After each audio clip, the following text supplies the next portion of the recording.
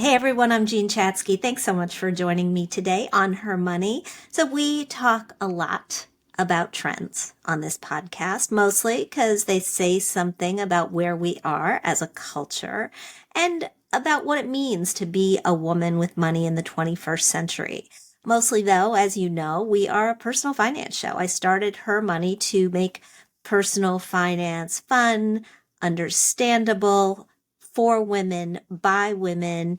Inherently, learning to manage your own money, at least the way I think about it, means that you are striving for some form of independence. Long gone are the days where men made all the money and therefore had most of the control about where it was spent. And women stayed home and cooked and cleaned and worked out and greeted their husbands at the door with a hot meal and a glass of whiskey on the rocks. But recently, there has been a growing trend on social media where the hashtags Tradwife, which is traditional wife, or the more modern stay-at-home girlfriend accounts are blowing up. And in essence, these accounts, the women in these accounts have jobs that include taking care of the house, taking care of the kids if they have any, and looking good when their husbands get home from a long day of work. Unlike a lot of the funny social media trends, I gotta say this one is a little cringy to me. I am all for deciding if you have children that you want one spouse to be a stay-at-home spouse. That is not what is bothering me here. I think it just perpetuates the stereotype that we have been pushing back against, that men are better with money, that a woman's place is just in the home. And we also know, thanks to a lot of research, that even as financial contributions have become more equal in marriages, women still do pick up a heavier load when it comes to housework and caregiving, which leaves men more time to do the things they want to do. And Helen Petersen is joining me today. I got to tell you, I'm so excited about this. She has an awesome Substack, and she's here to talk about why this alarming movement has become so popular and what it means for financial and female financial independence. She is the author of 5 books, most recently Can't Even: How Millennials Became the Burnout Generation, and, as I said, writes the extremely popular Substack newsletter Culture Study. It goes out to almost 200,000 readers twice a week. And welcome to the show. I am very happy to be here. Thank you. So, this trend has become so popular. We know these accounts have hundreds of thousands of followers. What made you want to dive in? Well, it's funny. I've been watching it for a long time. So I grew up in the church, not in a super evangelical church, but within Christianity. And also, I grew up in Idaho, which is a place where like, a lot of my friends were Mormon, really high percentage of Mormons. And so the way that Tradwife life is represented on social media, I'm like, yeah, I know. Those are a lot of the families that I grew up around were essentially Tradwives in that capacity. They didn't call themselves that, right? Because they weren't marketing themselves in that way. But this wasn't weird to me. But, an editor at Elle said to me, what if you try this out? Kind of like stunt journalism. And I brought the idea to my partner. And I was like, well, first of all, I can't be a trad wife because we're not married. Like, we're living in quote unquote sin and have been for 10 years. And then also, if I stopped working and just lived by the rules of trad wife life, which we can get to later, I would actually lose money on this proposition, right? Because whatever Elle paid me to write this piece would be far less than what would happen if I just didn't do my newsletter for a week, right? So yeah. So I like we went back and forth and he was like, whatever you do, if you write this piece, you have to make it very clear that this was not my idea. Like he didn't want to be framed as the person who's like, oh yeah, it'd be amazing if you did all the cooking and cleaning and like just were always ready to serve my every need. Like that was not his idea. And I figured out some ways that I could do it.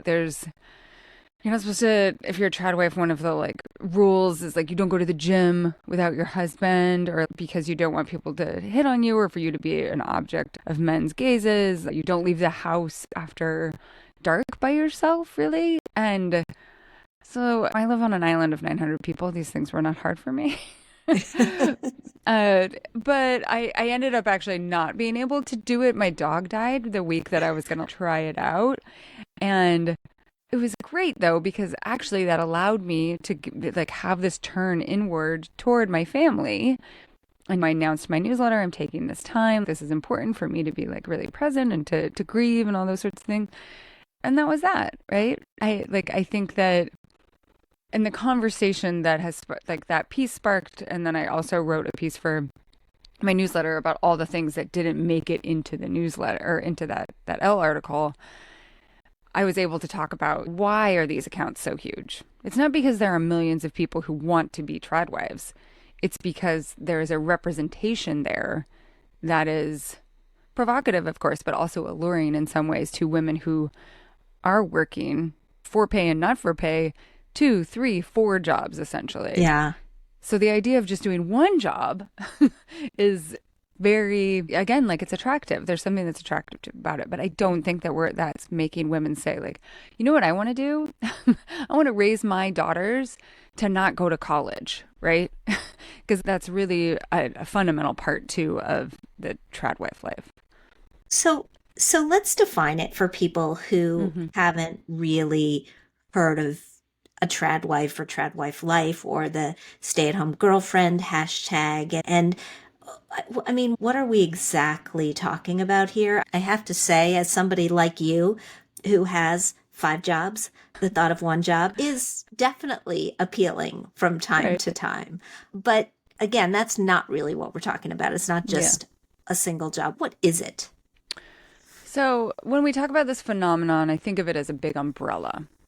And it really stems primarily from influencers who are evangelical Christians, mostly non-denominational and or fundamentalist, and they believe in what's called biblical femininity, living according to the precepts of biblical femininity.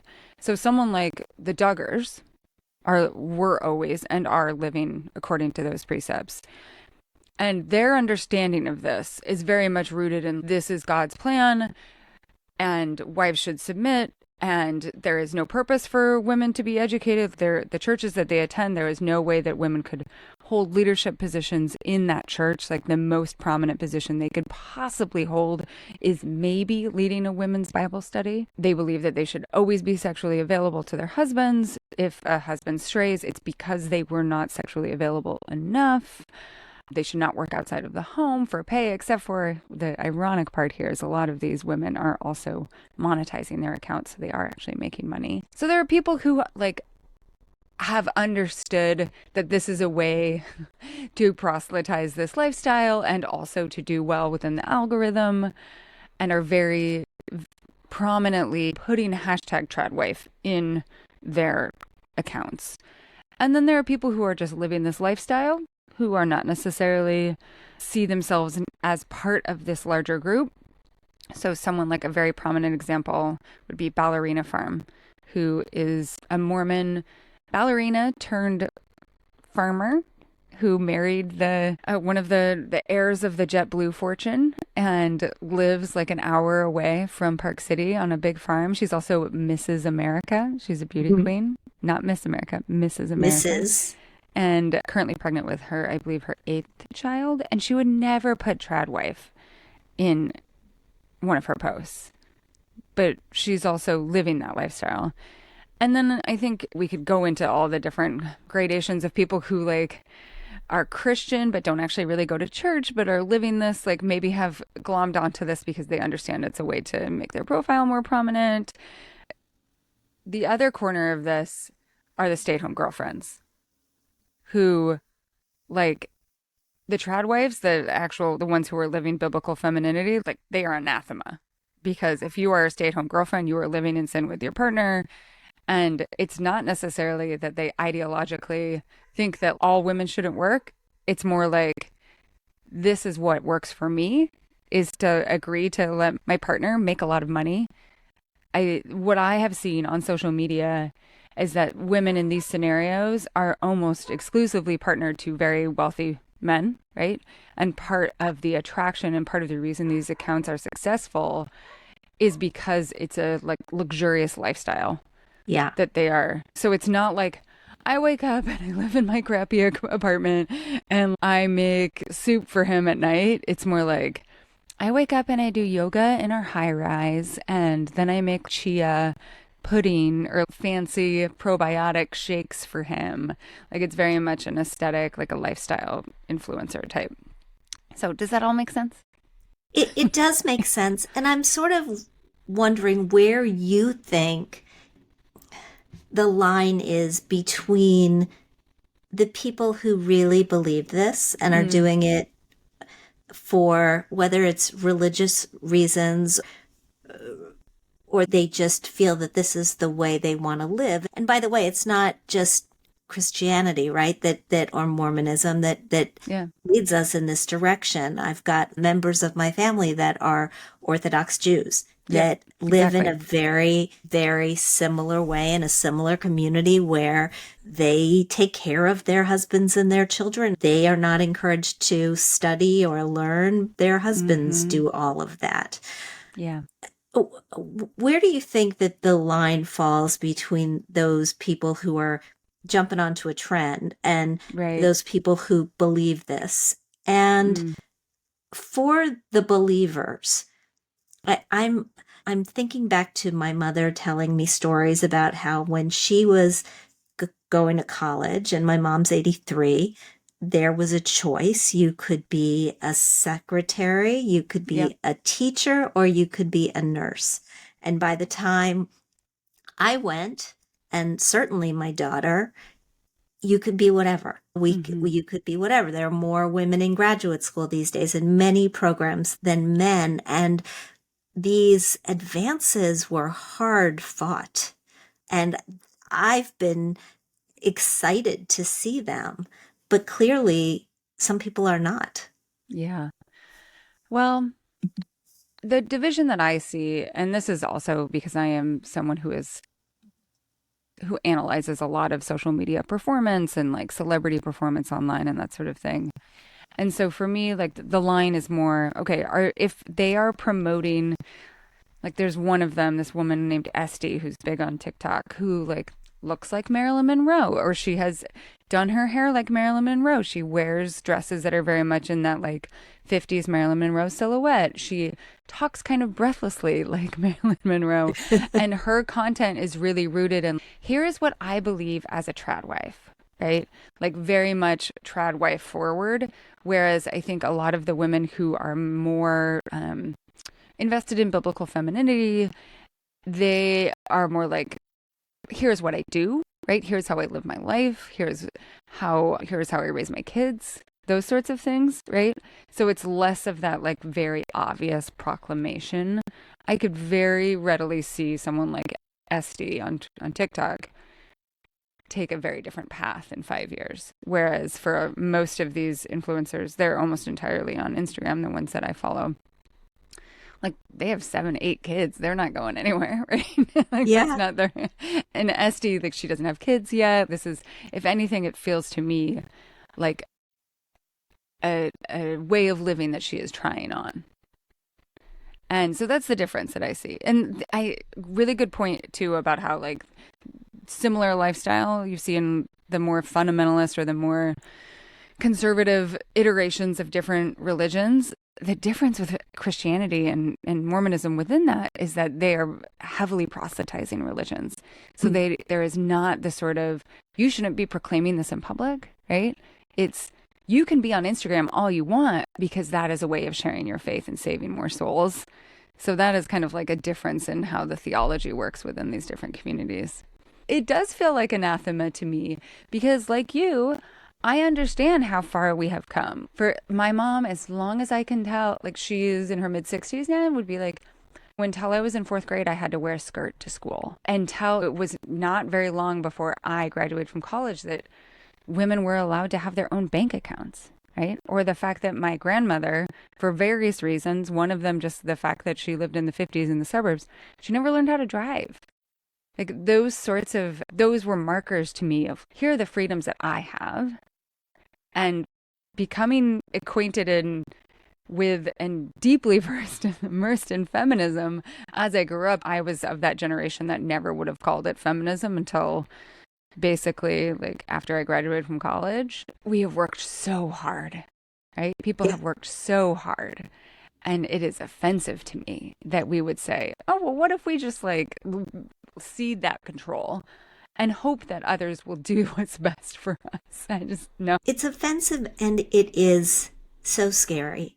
Yeah. Every day at this show and in our Facebook group, we hear from women who ceded control of the Yeah. finances to a spouse or a partner. Yep. Just, we are so busy. There is so much to do, whether you work inside of the home or outside of the home. There's too much, right? And even with two people, it is really, really hard to accomplish everything. And so I get why people divide and conquer, but I also hear from so many women who wish that before their husband got really sick or died, Yeah. they had paid attention because Yeah. now they are really up a creek, Yeah. have no idea where to turn, trust absolutely no one, and Mm-hmm. feel as if the whole world is out to take advantage of them.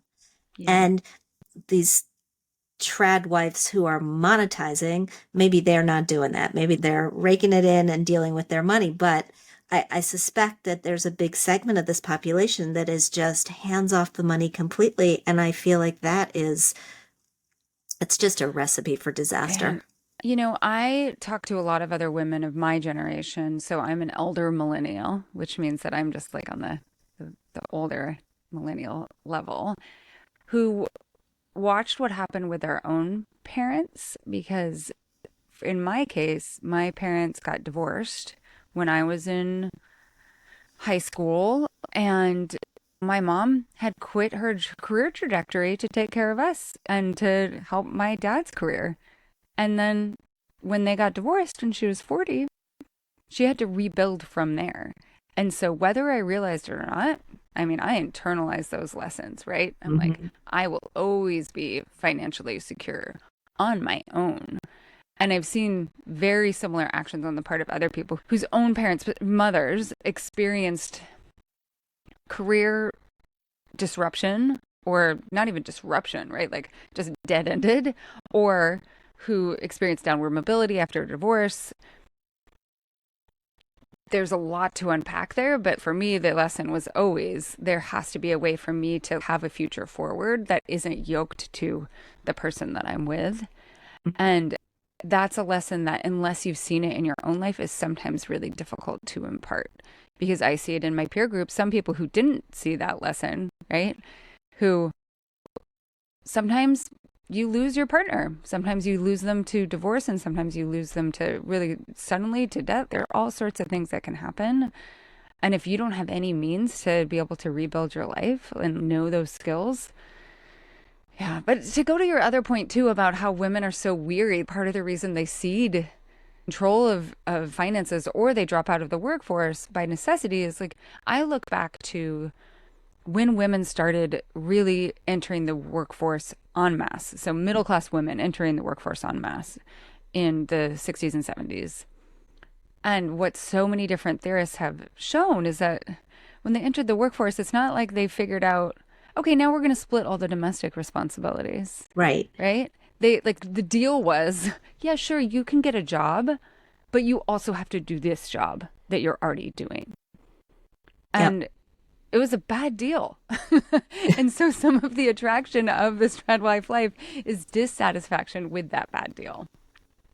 I want to dig into why this trend is catching on right Mm, now in yeah. this moment. But before we do that, we're going to take a very quick break. I want to tell everybody a little bit about the new podcast that Her Money is publishing. It's called How She Does It, hosted by Karen Feinerman from CNBC. I hope you've had a chance to check it out, but if you haven't, pick up the recent episode with Danielle Weisberg, the co-CEO of The Skim. She talked all about the evolution of The Skim and how it went from a small daily newsletter to the place that millennial women turn for a breakdown of today's most important issues. It's a really good conversation. You don't want to miss it. We are back with Helen Petersen, author, journalist. So when we look at trends, it's interesting to me to figure out or to try to figure out why Yep. this trend, why now? And in the Hmm. article, you write that submission and simplicity can be most attractive during times of duress, that Yeah. people have historically glommed on to charismatic religions when it feels like the world is changing in ways that make it feel unfamiliar and they crave something, anything steady. I mean, that's how the world feels to me right now. Right. Right.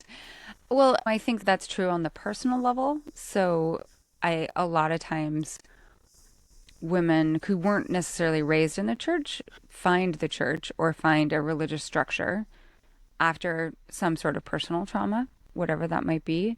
But then on the more structural and societal level, yeah, we are in a time of like absolute duress. And we've been there, I would argue, since at least 2016. And how do you make things seem simpler, more legible? How do you make the world seem more legible? This is one way. And I see this most vividly with people who may not be embracing Tradwife wholly, but are really looking for that just to have things be easier, right? Yeah. And we saw during the pandemic, like that it was, people call it a she session, that women were the ones who were really forced to drop out of the workplace. And a lot of that is our broken childcare infrastructure. But I see it too with people who aren't just caring for young children, but who are caring for their elders or who are part of the sandwich generation and trying to do both. Yep. And it's just so much. It is so much. And so what do you do, right? For some women, I think the only solution is dropping out of the workforce. Do you think that there is a connection here with loneliness and with looking for Mm, community? I mean, more and more often, we're not in a community with our friends where it might be, even if we are, it's tough to get on the same schedules and to make plans with those people that we actually want to see. Your yeah. new book is called Friend Group. Yeah. It's a survival guide for the loneliest generation. Survival is a really strong word, but when you've got the Surgeon General out there telling us that loneliness is dangerous, I understand it. But do you draw a line from Tradwife to Friend Group? So what I see with tradwives is actually an incredible insularity, right? Like when you see these accounts, you never see these tradwives hanging out with friends. They don't have any friends. Their friends are their kids and their husband. They are creating their community within their own home, like by birthing more children.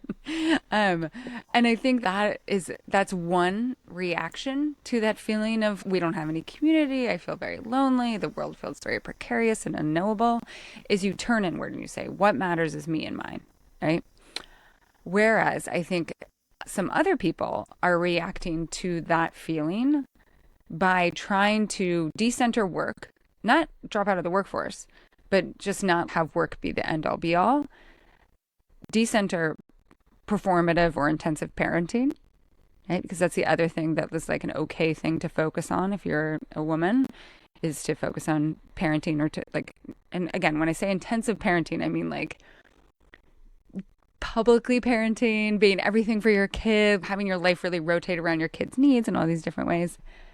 and trying to figure out networks of care. So what does that look like? What does it look to like share care more often? What does it look like to share domestic duties? What does it look like to actually have intimacy with friend groups? I think that tradwives are on one end of this reactionary spectrum, and then trying to figure out how to live in close community with people is on the other end. My daughter will join me for our next segment. She comes on and we do our mailbag together. And one of the things that I have always just admired about her is her friend groups. She has a really strong friend group from her summer camp years. There are 9 of them. They are hugely loyal to each other. She has a friend group from college. She's got this thing that I don't have.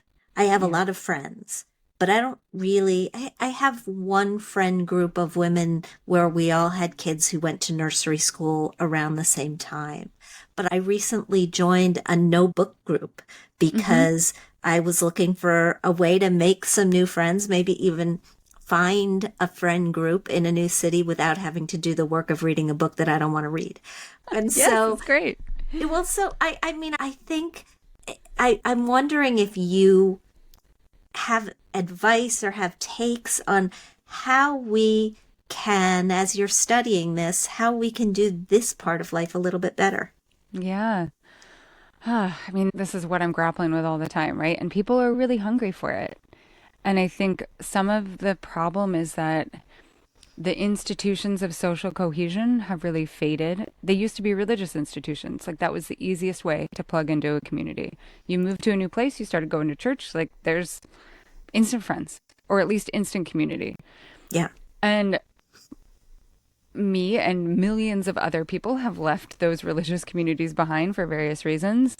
I think that if there is still a religious community that makes sense to you, like that is a great way to not just make friends your own age, but also to forge intergenerational friendships.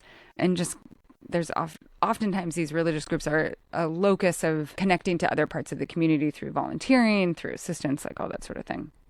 But then the other thing is, so how do we make something like the church that isn't the church? Something like the religious group that you were a part of that isn't that? And the answer is hard because we don't have very many public spaces, right? Like so many places. It's either you go to someone's home or you have to go to a place where you have to buy something. There's just not a lot of that. And I think that if you start looking, though, you will find them. And so some of it, I always suggest to people to figure out how you can actually show up on a regular basis to a volunteer thing, right? Another thing is doing something exactly like what you did, is finding a group like that. And maybe not all of those people in that group become your best friends, but maybe one of them does, right? And you can become their friend. The other thing, and this is what I did, is move near where your friends are. And sometimes that's harder because they're not all in the same place, or maybe even not even 2 of them are in the same place. But I wanted to be an important person in the lives of my friends' kids. I wanted to, I had tried making new friends in new places, and if I tried harder, I think it would have happened. But I was always haunted by the fact, like, I already have the best friends in the world. They just live over near Seattle. So I just moved over here with my partner, and I was lucky that he was on board with it. And it's been really wonderful. But sometimes it takes a pretty radical decision like that. And then the other thing that I always tell people is that I think we are very impatient. So many things in our lives come very quickly now. And it really takes 2 to 3 years. And sometimes it takes persistence. Sometimes it takes being uncomfortable. Sometimes it takes talking yourself out of that inclination to be like, I just really want to stay at home tonight in my sweatpants. It would be so much easier. It would be easier. But sometimes that work of building community is hard. It just has incredible payoffs. Like, I think there's so few things in life that are very easy that also have incredible payoffs. So understanding that sometimes that you have to put in that work is important too. We will leave it there. This has been such a fun conversation for me. Thank you so much for doing this. I know you are in many places, but where would you like our listeners to go to learn more about you? I think the easiest place would be at my newsletter, Culture Study. It's at annhelen.substack.com, or you can find me on Instagram at @AnnHelenPetersen. Thank you so much. Really appreciate it. Thank you.